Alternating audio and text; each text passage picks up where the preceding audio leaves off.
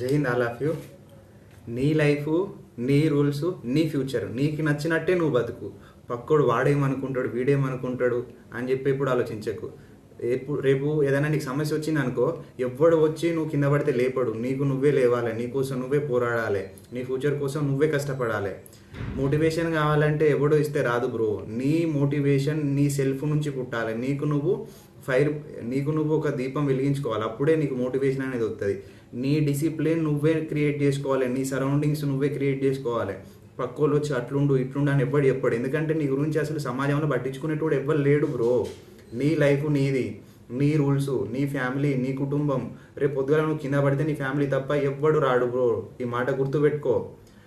ఇంకా నువ్వు సక్సెస్ అయితే రేపు నీ గురించి మాట్లాడుకునేటోళ్ళు ఉంటారు. ఒకవేళ నువ్వు ఫెయిల్ అయినావనుకో, నీ గురించి ఎవ్వడు కూడా డిస్కస్ చేయడు దునియాలో. సో నీ లైఫ్ నీది, నీకు నచ్చినట్టు నువ్వు బతుకు. జై హింద్, జై భారత్.